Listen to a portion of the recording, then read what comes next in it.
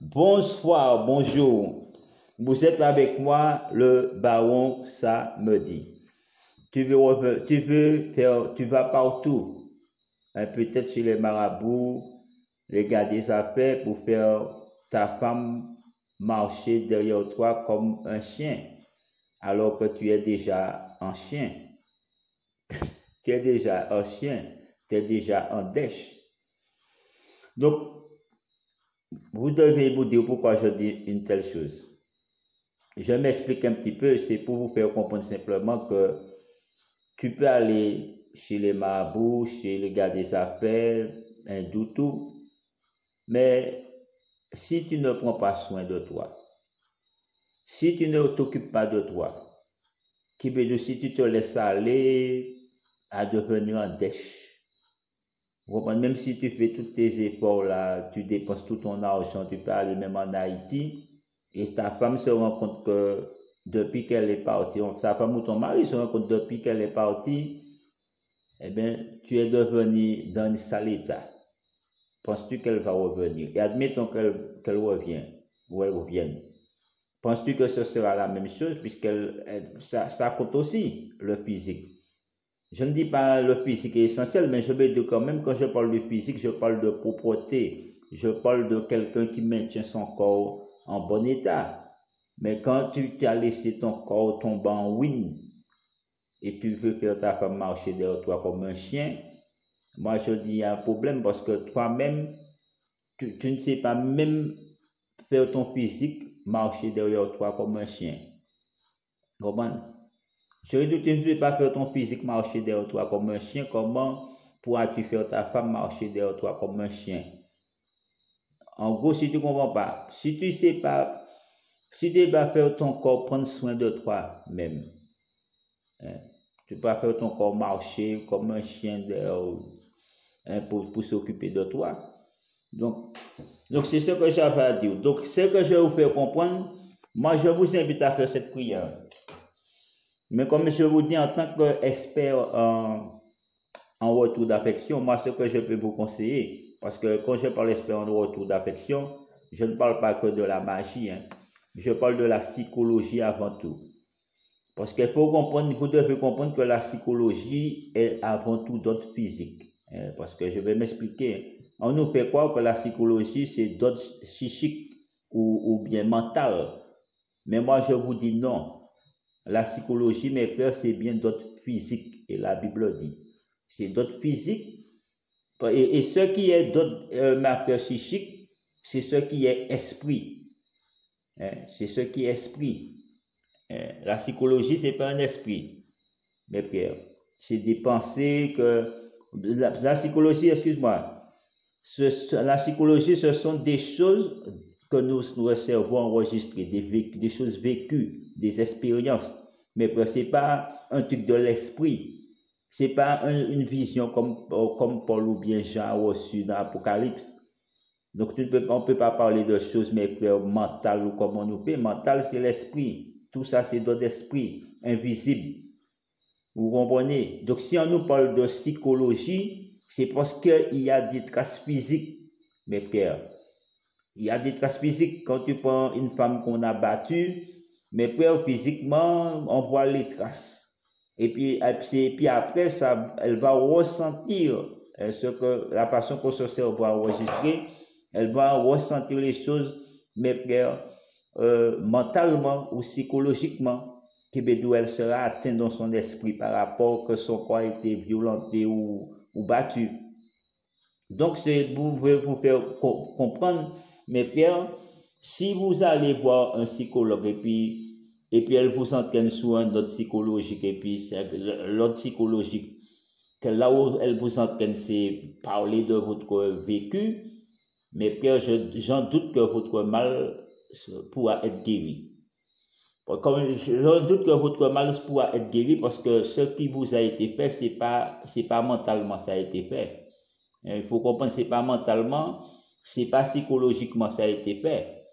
Parce que si on nous parle de psychologie, mes frères, je peux parler de trucs subliminaux. Si on me parle de psychologie, je peux parler de mauvaises influences. Hein, ça, c'est psychologique. Quelqu'un qui t'influence, c'est psychologique. C'est pas physique, mes frères. Mais là, quand quelqu'un te parle, si on me parle de tout truc mystique, là, toutes ces choses-là. Mais quand on me parle de psychologie, et puis on veut me faire quoi, la psychologie, c'est mental, c'est patiti, patata. Moi, je dis, mais si la psychologie est mentale, ceux qui nous disent ça, pourquoi ils ne vivent pas de psychologie? Pourquoi ils sont obligés de manger et de boire? Si tout était une question de psychologie, on t'a battu physiquement, pourquoi tu te retrouves à l'hôpital? Hein, pourquoi tu es à l'hôpital, on te soigne? Pourquoi tu ne te soignes pas si tu penses que si tu te soignes psychologiquement, le préjudice subi physiquement va partir, va être guéri? Moi, je ne pense pas. Donc, je vais vous montrer, mais il y a une sorte d'erreur qui se fait dans notre monde. Vous voyez, c'est comme, je vais vous faire comprendre quelqu'un qui a été victime de sorcellerie, hein, quelqu'un qui a été victime de sorcellerie, et puis un sorcier lui envoie un sort, vous savez, sous son astral, mes frères, hein, sous son double astral ou spirituel, et puis sous son double astral. Et de là, cette personne ressent ce mal physiquement. Est-ce que vous comprenez ce que je veux vous faire comprendre? Cette personne a l'impression que c'est dans son corps qu'elle a ce mal, alors que ce n'est pas dans son corps que ce mal a été fait. Et ce n'est pas dans son corps que ce mal est. Ce mal-là, mes frères, est sous son astral, son double astral. Et c'est le sorcier qui a opéré sous son double astral, eh bien, il sait très bien qu'à la longue, mes frères, eh bien, cette personne va ressentir ce mal physiquement, comme si c'est dans son corps que ça a été fait. Et je vais vous faire comprendre que c'est la même chose qui se passe. Quand quelqu'un a été battu physiquement, c'est physiquement il a été battu et c'est comme la sorcellerie. Mais la personne ressent ça mentalement. Mais quand tu vas essayer de soigner cette personne mentalement, eh bien, on voit souvent beaucoup ne sont pas guéris parce que pas mentalement, ils ont reçu des coups. Ils sont enrouillés de coups, c'est pas mentalement. C'est physiquement. Donc, après, si c'est pas physiquement, mes frères, qu'on essaye de soigner la personne, mes frères, si c'est pas physiquement, on essaye de rééduquer, mes frères, le comportement de cette personne, la façon d'aborder les coups, les blessures, mes frères, et non pour moi psychologiquement, c'est mentalement pour dire à la personne, il faut vraiment que tu aies aussi, si c'est un bâton, il faut que tu aies un bâton. Si c'est un couteau, il faut que tu aies un couteau, un faux couteau, pour lui montrer que, bon, tu as été victime de ça, mais tu dois trouver la force de surmonter ça, parce que ça, c'est vraiment réel, c'est vraiment physique, et puis ça peut t'arriver à nouveau aussi. Donc, tu dois apprendre physiquement à gérer cette chose et non psychologiquement, mes frères. Est-ce que vous êtes d'accord avec moi ou pas? Vous pensez si vous victime quelqu'un en attaquant au couteau, c'est psychologiquement que tu vas aller parler avec quelqu'un, est-ce que ça va résoudre ton problème?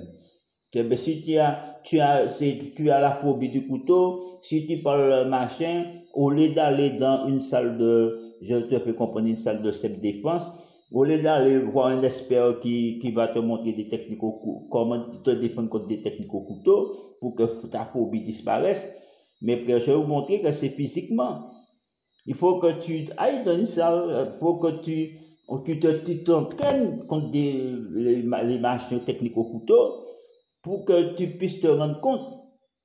Mais si on ne fait que te parler, puis on nous fait croire c'est mental et pour être qui parle puis un psychologue, ta phobie ne va pas disparaître. Parce que tu ne fais rien, il n'y a pas de pratique, mes frères. Donc je ne vais pas rester longtemps. Ce que moi je dis, mes frères, si vous êtes dans cet état-là, en dèche ou en chien, c'est parce que on ne vous a pas donné le bon traitement, mais je viens vous donner le bon traitement, je rigole. Hein, le bon traitement, mes frères, c'est physiquement qu'il faut vous reprendre en main. Hein, ça veut dire si tu te laisses aller, c'est parce que tu te laisses aller. Ça veut dire c'est physiquement. Hein, ça veut dire, imaginez tu ne te douches pas, c'est pas psychologique. tu es atteint psychologiquement, mais ce n'est pas psychologique. Ce n'est pas la même chose être atteint psychologiquement et puis vivre quelque chose psychologiquement. Mais frère, tu vis quelque chose physiquement qui t'atteint psychologiquement. Mes frères, et comment vous laissez les gens nous couillonner ainsi, mes frères, alors que tu es victime physiquement de quelque chose, quelqu'un qui ne se douche pas, c'est pas psychologique, hein? Quand la personne était plusieurs jours sans bain, la personne pue, c'est pas de la psychologie que je sens. Si quelqu'un se douche pas et vient à côté de moi, c'est psychologie, c'est mental. Il n'y a pas de mental là, mes frères, c'est du physique qu'il y a. La personne pue, mes frères. Donc, comme la personne pue, c'est pas psychologie je vais faire avec. Je vais dire, va te doucher, va prendre un bain. Puisque c'est physique, c'est pas psychologique qu'il a atteint, c'est physiquement il a atteint, mes frères. Donc, j'espère que vous avez compris tout ça. Bye bye. Bonsoir, bonjour. Vous êtes avec moi, le baron Samedi. Tu vas partout. Peut-être chez les marabouts, les gars des affaires pour faire ta femme marcher derrière toi comme un chien, alors que tu es déjà un chien. Tu es déjà un chien, tu es déjà un dèche. Donc, vous devez vous dire pourquoi je dis une telle chose. Je m'explique un petit peu, c'est pour vous faire comprendre simplement que tu peux aller chez les marabouts, chez les gars des affaires, hindous, tout, mais si tu ne prends pas soin de toi, si tu ne t'occupes pas de toi, qui veut dire si tu te laisses aller à devenir un dèche, même si tu fais tous tes efforts là, tu dépenses tout ton argent, tu peux aller même en Haïti, et ta femme se rend compte que depuis qu'elle est partie, ta femme ou ton mari se rend compte depuis qu'elle est partie, eh bien, tu es devenu dans un sale état. Penses-tu qu'elle va revenir? Et admettons qu'elle revient, ou elle revient.